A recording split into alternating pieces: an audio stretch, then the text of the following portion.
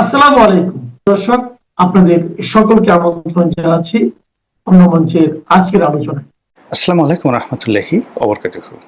সম্মানিত দর্শক, বাংলাদেশের রাজনৈতিক অবস্থা, এখানে কাউকে সমর্থন দেওয়া কিংবা কাউকে ক্ষমতাচ্যুত করা এবং এদেশে যারা রাজনীতি করছেন, রাজনীতিবিদ, তাদের হাতে আসলে কতটুকু ক্ষমতা রয়েছে, এই বিষয়গুলো নিয়ে আলোচনা করব। আপনারা জানেন যে এই বিএনপি ক্ষমতা আসার আগে খুব জনপ্রিয় একটা স্লোগান ছিল, দিল্লি না, পিন্ডি না, ঢাকা ঢাকা ঢাকা, এরকম একটা কথা। তারপরে দিল্লিও না, পিন্ডিও না, মানে পাকিস্তানও না, দিল্লিও না, পিন্ডিও না, রাওয়ালপিন্ডিও না। পিন্ডি তো এখন নাই, এখন সেটা ইসলামাবাদে চলে আসছে, কিন্তু ওইভাবে বলার চেষ্টা করলো। আরেকটা স্লোগান ছিল, সবার আগে বাংলাদেশ, বাংলাদেশ ফার্স্ট। আরেকটা স্লোগান ছিল, আই হ্যাভ এ প্ল্যান। এরপর ওটা চলে গেল, উই হ্যাভ এ প্ল্যান। এর বাইরে জামাতের যারা ইনফ্লুয়েন্সার ছিল তারা ইনকিলাব জিন্দাবাদ, ইনকিলাব জিন্দাবাদ, এই কথাটা বলার চেষ্টা করত। আর জামাতের ওই যে প্রচার প্রপাগান্ডা, আমরা ভালো মানুষ, আমাদেরকে ভোট দিলে দেশের উপকার হবে, এমনকি জামাত ইসলামে ভোট দিয়ে যদি কেউ একটা বিড়ি টানে সেটাও নাকি জান্নাতের, এরকম কথাবার্তা নানা রকম নির্বাচনকে কেন্দ্র করে, নির্বাচনের আগে পরে জয়লাভের জন্য অনেক অনেক কথা বলেছে। আবার ডক্টর মোহাম্মদ ইউনূস ক্ষমতায় থাকার জন্য নানা রকম ন্যারেটিভ তিনি তৈরি করেছেন যে সারা দুনিয়া থেকে বাংলাদেশের লোকজন আসবে, আমাদের কোথাও যেতে হবে না, আমাদের যে 3-0 থিওরি, দারিদ্রতা জাদুঘরে চলে যাবে, বেকার সমস্যা থাকবে না, সবাই ব্যবসা করবে। এবং মাশাআল্লাহ তিনি নিজে চমৎকার ব্যবসা করেছেন। ডক্টর মোহাম্মদ ইউনূস অসাধারণ ব্যবসা করেছেন, তার যারা আপনজন লোকজন আছেন তারাও ব্যবসা করেছেন। তারপরে তিনি চলে গেছেন। তো চলে যাওয়ার পরে এখন এরকম একটা জটিল অবস্থা তৈরি হয়ে গেছে যে এখন আর আসলে দিল্লি পিন্ডির মধ্যে স্লোগান দিল্লি না পিন্ডি এই থাকছে না। এখন একটাও থাকছে না দিল্লি, পিন্ডি, ওয়াশিংটন বা বেইজিং কিনা, এটা বলা যাচ্ছে না। এর কারণ হলো যে আমাদের এখন এই মুহূর্তে যা কিছু হচ্ছে, এখানে কোনো পলিটিক্যাল ডিসিশন, পলিটিক্যাল নেগোসিয়েশন এটা হচ্ছে না এই বাংলাদেশে এখন। মানে আমরা যেটাকে দিল্লির সাউথ ব্লক বলি, দিল্লিতে সাউথ ব্লক বলি, যেখানে দিল্লির রাজনীতিবিদরা থাকেন। বাংলাদেশের বিষয়গুলো নিয়ে সেই সাউথ ব্লকের যারা কর্মকর্তা রয়েছেন, থিঙ্ক ট্যাঙ্ক রয়েছেন, রাজনীতিবিদ রয়েছেন, তারা আর বাংলাদেশের বিষয়টা দেখাশোনা করছেন না। বাংলাদেশের বিষয়টা দেখাশোনা করছে, আমরা বাংলাদেশে যেটিকে উত্তরপাড়া বলি, তো সেখানে তাদের যে মিলিটারি ইন্টেলিজেন্স রয়েছে, তাদের যে নিরাপত্তা বিভাগ রয়েছে, নিরাপত্তা বিশ্লেষক রয়েছে অজিত দোভাল, তিনি তার সঙ্গে সঙ্গে তাদের বিদেশের মাটিতে যে সকল কমব্যাট চালানো হয়, অপারেশন চালানো হয় রয়ের মাধ্যমে, মোসাদ, সিআইএ, এই প্রতিষ্ঠানগুলো বিদেশের মাটিতে যখন কোনো সামরিক অভিযান পরিচালনা করে, গুপ্ত হত্যা করে, অপারেশন পরিচালনা করে, যে কমব্যাট পরিচালনা করে, এটি তখন আর রাজনীতিবিদদের হাতে থাকে না। রাজনীতিবিদরা এটা জানেই না। রাজনীতিবিদরা তাদের যে টোটাল যে ফাইলগুলো, সেই ফাইলগুলো তারা তাদের ডিফেন্স মিনিস্ট্রিতে চলে যায়। এমনকি এমন কতগুলো গুরুত্বপূর্ণ থাকে যে তাদের ডিফেন্স মিনিস্টার, যেমন ভারতের এমন অনেক গুরুত্বপূর্ণ বিষয় আছে যেগুলো অজিত দোভাল জানেন কিন্তু প্রতিরক্ষা মন্ত্রী রাজনাথ সিং জানেন না। আবার পাকিস্তানের অনেকগুলো বিষয় রয়েছে যেগুলো সেনাপ্রধান জানেন, অসীম মুনির জানেন, কিন্তু প্রধানমন্ত্রী জানেন না। এবং এইটা যে কতটা গুরুত্বপূর্ণ, এটা আবুল মনসুর আহমদের আমার দেখা রাজনীতির যে 40 বছর, সেই বইতে তিনি খুব চমৎকারভাবে বর্ণনা করেছেন। তিনি অল্প কয়েকদিনের জন্য ভারপ্রাপ্ত প্রধানমন্ত্রী ছিলেন, যখন হোসেন সৈয়দ সোহরাওয়ার্দী আমেরিকাতে গিয়েছিলেন, বেশ কিছুদিনের জন্য তাকে ভারপ্রাপ্ত প্রধানমন্ত্রী করা হয়েছিল। ঠিক ওই সময়টাতে তিনি যখন কিছু সামরিক গুরুত্বপূর্ণ নথি দেখতে চাইলেন, স্থাপনা দেখতে চাইলেন, তখন তাকে জানানো হলো যেটা আপনি তো দূরের কথা, নির্বাচিত প্রধানমন্ত্রী, তাকেও জানানো হয় না, এবং এই সমস্ত জায়গাতে কখনো রাজনীতিবিদদের ঢুকে দেওয়া হয় না, ইট ইজ অ্যাবসলিউটলি মিলিটারির বিষয়। এই কথাটা উনি লিখে গেছেন। তো তদ্রূপ আমাদের বাংলাদেশেও অনেক কিছু বিষয় আছে যেগুলো আসলে অ্যাবসলিউটলি সামরিক বিষয়, যেটা প্রধানমন্ত্রীকেও জানানো হয় না। আবার ভারতও আছে, পাকিস্তান আছে, এবং আমেরিকাতেও আছে। এখন বাংলাদেশের যে বিষয়গুলো আছে এই মুহূর্তে, বাংলাদেশের বিষয়গুলো আছে সেটা পলিটিক্যাল সলিউশন বা পলিটিক্যাল যে মানে ইনফ্লুয়েন্স, এই ইনফ্লুয়েন্সের পর্যায়ে নেই। যখন একটা রেজিম চেঞ্জ হয়, যেমন বাংলাদেশের শেখ হাসিনার যে রেজিমটা চেঞ্জ হয়েছে, এই রেজিমটা চেঞ্জ হওয়ার পিছনে জো বাইডেন বা তাদের পররাষ্ট্রমন্ত্রী যারা ছিলেন তাদের ভূমিকার চাইতে এখানে যেটা বন্ধ করা হয়েছে রিসেন্টলি, সেটা হলো তাদের একটা প্যাসিফিক কমান্ড ছিল, ইন্দো প্যাসিফিক কমান্ড। তো সেই ইন্দো প্যাসিফিক কমান্ডের নেতৃত্বে যারা মিলিটারি বিশেষজ্ঞ ছিলেন তারা এটা হ্যান্ডেল করবে। যদি ডিপ স্টেট, পাকিস্তানও ঠিক সেম ঘটনা ঘটেছে, অর্থাৎ ইন্দো প্যাসিফিক কমান্ড থেকে সেটা আসছে। ইন্দো প্যাসিফিক কমান্ডের সঙ্গে সরাসরি পেন্টাগনের যোগাযোগ, আর পেন্টাগনেরই একটা অংশ হলো সিআইএ। আর সিআইএর দুটো শাখা আছে, একটা হলো পলিটিক্যাল শাখা আর একটা হলো মিলিটারি শাখা। মিলিটারি শাখা সরাসরি সামরিক বাহিনী কর্তৃক নিয়োজিত হয়, আর পলিটিক্যাল যে বিষয়টি সেটি প্রেসিডেন্ট ডোনাল্ড ট্রাম্প তার ইচ্ছা মতো সিআইএর প্রধান বা নিরাপত্তা বিশ্লেষক যেমন তুলসী গ্যাবার্ডকে নিয়োগ দেওয়া হয়েছিল, ঠিক ওই রকমভাবে নিয়োগ দেওয়া হয়। তো সেই দিক থেকে যদি বাংলাদেশে ডিপ স্টেট পলিসি আমেরিকা করে থাকে, এবং সেটা করেছে ডোনাল্ড ট্রাম্প বলেছেন, তাহলে এটা আর হোয়াইট হাউসের বিষয় নেই, এটা আর ওয়াশিংটনের বিষয় বলা যাবে না, এটা পররাষ্ট্র মন্ত্রণালয়ের বিষয় বলা যাবে না, এটা মার্কিন যাকে বলা হয় ডিপার্টমেন্ট অফ জাস্টিস সেটার বিষয় বলা যাবে না, এটা সিনেটে আছে বা কংগ্রেসে আছে, কংগ্রেসের বিলের মধ্যে জড়িত না, এটা অ্যাবসলিউটলি 100% পেন্টাগনের হাতে চলে গেছে। তো যখন পেন্টাগন তার শক্তিমত্তা, মিলিটারি ইন্টেলিজেন্স এগুলো ব্যবহার করে অনেকটা সেমি যুদ্ধ, গেরিলা যুদ্ধ কিংবা একটা দেশকে উত্তপ্ত করার ক্ষেত্রে, সেখানে আক্রমণ পরিচালনা করার ক্ষেত্রে যা কিছু করে, তখন সেই সকল দেশ মোটামুটি একটা যুদ্ধ ঝুঁকির মধ্যে থাকে, অভ্যন্তরীণ কিংবা বহির্শত্রু এরকম একটা যুদ্ধের মধ্যে থাকে। যেমন এখন যেটা তাইওয়ানের বিষয়টা বা ইরানের বিষয়টা, ইউক্রেনের বিষয়টা, এটা আসলে ডোনাল্ড ট্রাম্পের উপর নির্ভর করে, সে শুধুমাত্র বকর বকর করছে। পুরো বিষয়টি আসলে নির্ধারিত হচ্ছে পেন্টাগন থেকে। কাজে আমাদের দেশে ফার্স্ট থিং হলো আপনাকে বিশ্বাস করতে হবে যে কোনো আপনার ডিপ স্টেট নেই, কোনো ডিপ স্টেট ছিল না, নাথিং। তাহলে আমেরিকার সাথে যে বাংলাদেশের সম্পর্ক ঢাকা ভার্সেস ওয়াশিংটন হবে। আর যদি এখানে ডিপ স্টেট থাকে তাহলে আপনি বলবেন Dhaka versus Pentagon, Dhaka versus, এর বাইরে কোনো দাড়ি কমা সেমিকোলন কিচ্ছু নেই। আর আমাদের যারা রাজনীতিবিদ তারা যতই মার্কিন পররাষ্ট্র দপ্তরে দৌড়াক, ডোনাল্ড ট্রাম্পের অফিসে দৌড়াক, লবিস্টের পিছনে দৌড়াক, কিন্তু এটা সামরিক চ্যানেলে যতক্ষণ না পর্যন্ত এটা নেগোসিয়েশন না হবে ততক্ষণ পর্যন্ত এই যে একটা গ্যারাকল জাতাকল, এর মধ্যে থেকে আমেরিকার জায়গা থেকে আমরা বেরোতে পারবো না। এই গেল আমেরিকা অর্থাৎ পেন্টাগন। Secondly Mossad.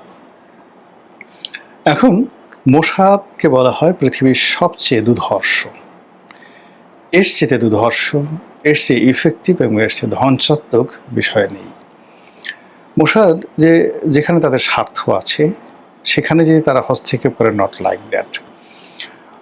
মোসাদ কিছু কিছু জায়গাতে তারা তাদের একটা বাফার জোন গড়ে তোলে, সেফ জোন গড়ে তোলে, এবং তাদের জন্য সেই সেফ জোনটি এই মুহূর্তে পৃথিবীর সবচেয়ে বাফার এবং সেফ জোনটি হলো ভারত। এবং সেই ভারতের যে সেফ জোনটি, এটি আমেরিকাও মেনে নিয়েছে, কিন্তু ইরান এটা মানছে না।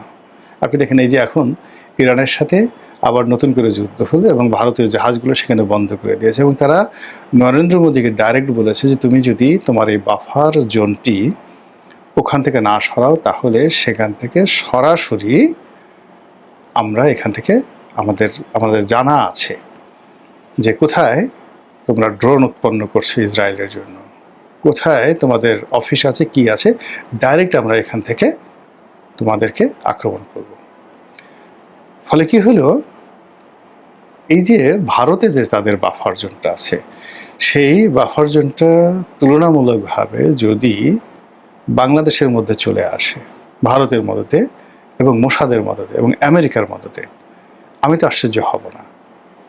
যেটি বুঝতে বুঝতে হয়তো দেখা গেল যে ইরানের অনেক সময় লাগবে, আর ইরান যত সহজে ভারতে আক্রমণ করতে পারবে তত সহজে বাংলাদেশের মধ্যে কিন্তু তারা আক্রমণ করতে পারবে না, বিকজ এটা এত পাবলিকলি মানে ডেন্সিটি এখানে অনেক বেশি, যে এখানে যে কোনো একটা দুর্ঘটনা ঘটার সঙ্গে সঙ্গেই প্রচুর ক্যাজুয়ালিটি হবে, অস্বাভাবিক ক্যাজুয়ালিটি হবে।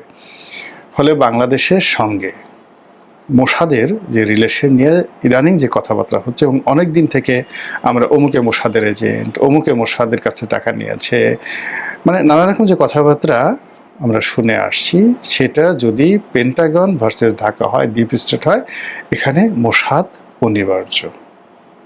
গেল মোসাদের কথা। এরপর আসেন র। যখন আমেরিকা এবং বাংলাদেশের সম্পর্ক, এটি আর রাজনৈতিক পর্যায়ে থাকবে না, এটি CIA versus Pentagon versus even not FBI, CIA এবং পেন্টাগনের মধ্যে চলে যাবে। ঠিক সেই সময়টাতে ভারতও এই বিষয়টি আর পলিটিক্যালি সলিউশন করবে না, করতে পারবে না, তাকেও তার সেই মিলিটারি উইংসকে কাজে লাগাতে হবে।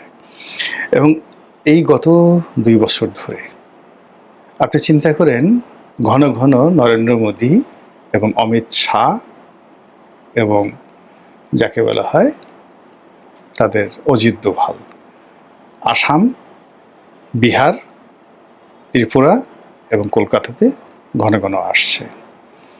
যেভাবে মমতা ব্যানার্জিকে হটিয়ে অনেকটা বাংলাদেশের কায়দায় ভোট র্যাগিং করে 2 নম্বরই করে তারা পশ্চিমবঙ্গের ক্ষমতা বিজেপি দখল করেছে, যেভাবে শুভেন্দুর মতো মমতার একজন সাধারণ কর্মীকে যেভাবে সেখানে প্রতিষ্ঠিত করা হয়েছে, ইট মিনস কলকাতা কেন্দ্রিক, কলকাতাতে যেভাবে ব্রিটিশ জমানাতে ফোর্ট উইলিয়াম দুর্গ তৈরি করা হয়েছিল, ইতিহাস বারবার ঘটতে থাকে। দেখেন, মানে আমি বারবার ইতিহাস বলি এই কারণে যে যেহেতু ইতিহাসের ছাত্র, একই ঘটনা বারবার ঘটে। ইস্ট ইন্ডিয়া কোম্পানি তাদের যে সাবকন্টিনেন্টাল যে headquarter, that was in Madras, মানে এখন যেটাকে আমরা দক্ষিণ ভারত বলি, নরেন্দ্র মোদীর যে এলাকা গুজরাট, মুম্বাই, মানে এই পুরো দুটো অংশ, একটা হলো উত্তর ভারত আর একটা হলো দক্ষিণ ভারত। তো উত্তর ভারতের যে অংশ, সেই অংশের মধ্যে প্রাইম যে জায়গাগুলো আছে তার মধ্যে ধরেন দিল্লি, এলাহাবাদ, রাজস্থান, এই জায়গাতে আপনি গিয়ে দেখেন, এটাকে বলে উত্তর ভারত। আর দক্ষিণ ভারত বলতে ওই যে শিবাজি রাওদের ওই পুরো এলাকা, দাক্ষিণাত্য, মাদ্রাস, গুজরাট, এই সমস্ত এলাকা। তো ওখানে তারা প্রথমে ঘাঁটি করল, মাদ্রাজে তাদের ঘাঁটি করলো, মাদ্রাস প্রেসিডেন্সি এটা দীর্ঘদিন নাম ছিল।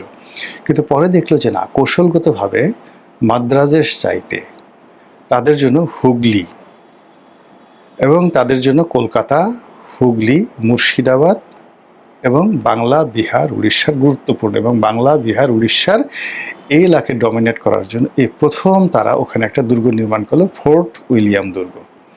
এবং সেই ফোর্ট উইলিয়াম দুর্গকে কেন্দ্র করে এই পলাশীর যুদ্ধ, এবং পলাশীর যুদ্ধ পরবর্তীতে ইতিহাস জানে যে বাংলা থেকে তারা যে রাজত্ব শুরু করলো, এরপর তারা ধীরে ধীরে মাদ্রাজের দিকে এগুলো সেকেন্ড ফেজে। সেম ঘটনা আরও আগে, অর্থাৎ 1026 সনে ঠিক একই ঘটনা ঘটল। অর্থাৎ দক্ষিণ ভারতে রাজা ছিলেন রাজেন্দ্র, চোল সম্রাট রাজেন্দ্র। তো তিনি এই নরেন্দ্র মোদীর মতো ওই এলাকাতে বেশ সুখে শান্তিতে ছিলেন। কিন্তু এই যে বাংলাতে যে ধন সম্পদ এবং বাংলাতে যে অর্থবৃত্ত এবং এখানে যে প্রবলেমগুলো, পলিটিক্যাল প্রবলেমগুলো শুরু হলো, এটায় তিনি বেশ অস্থিরতা অনুভব করছিলেন। ফলে 1026 সন, মানে আজ থেকে 1000 বছর আগে, সেই চোল সম্রাট রাজেন্দ্র এই বাংলা, বিহার, উড়িষ্যা আক্রমণ করে এটা দখল করে নিলেন। তা এখন দেখেন যে উত্তর ভারতের রাজনীতি, মানে দিল্লি, আগ্রা, এলাহাবাদ, এই যে পুরো যে এলাকাটা, মধ্যপ্রদেশ, ইউপি, এই এলাকার যে রাজনীতি এরা কন্ট্রোল করছে কারা? দক্ষিণ ভারতের লোকজন, অমিত শাহ এবং যাকে বলা হয় নরেন্দ্র মোদী। বাংলাদেশের সাবেক প্রধানমন্ত্রী শেখ হাসিনা এবার বলেছেন ঠিক কবে এবং কিভাবে তিনি ফিরবেন। গত 28 জুন ভারতীয় সংবাদ মাধ্যম এনডিটিভিকে দেওয়া সাক্ষাৎকারে তিনি বলেছিলেন 2026 সালের মধ্যে তিনি মৃত্যুদণ্ড মাথায় নিয়ে বাংলাদেশে ফিরবেন। এনডিটিভি সহ এর আগে শেখ হাসিনার যতগুলো সাক্ষাৎকার ভারতীয় ও আন্তর্জাতিক গণমাধ্যমে প্রকাশিত হয়েছে সেগুলো ছিল ইমেল ইন্টারভিউ। এই প্রথম শেখ হাসিনা আন্তর্জাতিক সংবাদ মাধ্যম রয়টার্সকে টেলিফোন ইন্টারভিউ দিয়েছেন, যেখানে তিনি উল্লেখ করেছেন কখন ও কিভাবে বাংলাদেশে ফিরবেন। রয়টার্সে প্রকাশিত ওই সাক্ষাৎকার ভিত্তিক প্রতিবেদনে বলা হয়েছে, ডিসেম্বরে আত্মসমর্পণের জন্য দলীয় সহকর্মীদের নিয়ে ফেরার পরিকল্পনা করছেন শেখ হাসিনা, যার অর্থ হলো শেখ হাসিনা রয়টার্সকে জানিয়েছেন স্বেচ্ছায় ফিরে এসে তিনি ও তার দলের নেতারা আদালতে আত্মসমর্পণ করবেন। শেখ হাসিনার আশঙ্কা দেশে ফিরে তাকে গ্রেপ্তার করা হতে পারে কিংবা মেরে ফেলা হতে পারে, তা সত্ত্বেও তিনি দেশে ফিরে আসবেন সেটি চূড়ান্ত করে ফেলেছেন। তবে মৃত্যুদণ্ড সত্ত্বেও শেখ হাসিনার এই প্রত্যাবর্তনের পরিকল্পনা নিয়ে ঢাকার সঙ্গে মানে বাংলাদেশের বর্তমান সরকারের সাথে এখনো পর্যন্ত কোনো যোগাযোগ হয়নি বলে জানিয়েছেন। তার ফেরার পর পরিস্থিতি কি হবে সেটার ভার বাংলাদেশের সরকার উপর নয়, বরং জনগণের উপরে তিনি ছেড়ে দিতে চান। প্রশ্ন হলো, কোন প্রক্রিয়ায় ডিসেম্বরে একযোগে দলের নেতাদের নিয়ে আদালতের মুখোমুখি হবেন বাংলাদেশের সাবেক এই প্রধানমন্ত্রী, আর শেখ হাসিনা ফিরলে তখন কি হতে পারে? বিস্তারিত জানতে চলুন যাওয়া যাক বিশ্লেষণে। গত 28 জুন বাংলাদেশের সাবেক প্রধানমন্ত্রী ও দেশটিতে সরকার নির্বাহী আদেশের কার্যক্রম নিষিদ্ধ থাকা দল আওয়ামী লীগের সভানেত্রী শেখ হাসিনা ভারতীয় সংবাদ মাধ্যম এনডিটিভিকে যে সাক্ষাৎকার দিয়েছিলেন সেটি বেশ সাড়া ফেলেছিল। বিশ্বের কমপক্ষে 30টি দেশে 97টি সংবাদ মাধ্যমে এই সাক্ষাৎকার ছাপা হয়েছিল। এমনকি রয়টার্স ও এএফপির মতো আন্তর্জাতিক সংবাদ মাধ্যমও এনডিটিভির বরাত দিয়ে ওই সাক্ষাৎকারটি প্রকাশ করেছিল। দিল্লিতে থাকা বাংলাদেশের সাবেক প্রধানমন্ত্রীর ওই সাক্ষাৎকারটি এতটা সাড়া ফেলার বড় কারণ ছিল সেই সাক্ষাৎকারে তিনি প্রথমবারের মতো দেশে ফেরার সময়সীমা ঘোষণা করেছিলেন। বলেছিলেন তিনি চলতি বছরের মধ্যে বাংলাদেশে ফিরবেন। এমনকি তার বিরুদ্ধে মৃত্যুদণ্ডের রায় থাকা সত্ত্বেও তিনি বিচারের মুখোমুখি হবেন। দর্শক, 24-এর 5ই আগস্ট থেকে শেখ হাসিনা দিল্লিতে আছেন। সেখান থেকে গত 2 বছরে বেশ কয়েক দফায় বহু ভারতীয় ও আন্তর্জাতিক সংবাদ মাধ্যমে সাক্ষাৎকার দিয়েছেন শেখ হাসিনা। তবে সে সাক্ষাৎকারগুলো ছিল ইমেলে দেয়া। শেখ হাসিনার প্রথম টেলিফোন সাক্ষাৎকার প্রকাশ করেছে আন্তর্জাতিক সংবাদ মাধ্যম রয়টার্স। রয়টার্স তাদের প্রতিবেদনে বলেছে, বৃহস্পতিবার গভীর রাতে এবং শুক্রবার প্রায় ঘণ্টাব্যাপী টেলিফোন সাক্ষাৎকার দেন 78 বছর বয়সী শেখ হাসিনা। প্রতিবেদনটিতে বলা হয়েছে, শেখ হাসিনা নিজে এবং দলের সিনিয়র নেতারা যারা বাংলাদেশের বাইরে আছেন তারা সবাই ডিসেম্বরের দিকে বাংলাদেশে ফিরে আদালতে আত্মসমর্পণ করার পরিকল্পনা করছেন। শেখ হাসিনাকে কোট করে রয়টার্সের প্রতিবেদনে বলা হয়েছে, শেখ হাসিনা মনে করেন দেশে ফিরলে তাকে গ্রেপ্তার করা হতে পারে, এমনকি তাকে হত্যাও করা হতে পারে, তবুও তাকে ফিরতে হবে। তিনি বলেছেন, তবু আমাকে যেতেই হবে। প্রশ্ন হলো, শেখ হাসিনা ফেরার ব্যাপারে কেন এতটা কঠিন সিদ্ধান্ত নিয়েছেন? শেখ হাসিনা অভিযোগ করেছেন তার দলের নেতাকর্মীরা প্রচন্ড নির্যাতনের শিকার হচ্ছেন। যদি মৃত্যু হয় কিংবা তাকে মেরে ফেলা হয় তা সত্ত্বেও তিনি চান সে মৃত্যু যেন নিজ দেশের মাটিতে হোক, যেখানে তার বাবা মাকে কবর দেওয়া হয়েছে এবং যেখানে তাদের রক্ত ঝরানো হয়েছে। শেখ হাসিনা বলেছেন তার ফেরার পর কি হতে পারে তা নিয়ে তিনি বিচলিত নন, কারণ আগেও তার কারাগারে থাকার রেকর্ড আছে। শেখ হাসিনার আশঙ্কা দেশে ফিরলে তিনি গ্রেপ্তার হতে পারেন, এমনকি তাকে খুন করাও হতে পারে, তাতেও তিনি বিচলিত নন, কারণ এর আগেও তাকে কয়েকবার গ্রেপ্তার করা হয়েছিল। 1975 সালে তার পরিবারের বেশিরভাগ সদস্যকে হত্যা করার পর তিনি ও তার বোনকে দেশের বাইরে থাকতে হয়েছিল। সেখান থেকে 1981 সালে তিনি দেশে ফিরে সামরিক শাসনের বিরুদ্ধে প্রচারণার সময় তাকে কয়েকবার গ্রেপ্তার করা হয়েছিল।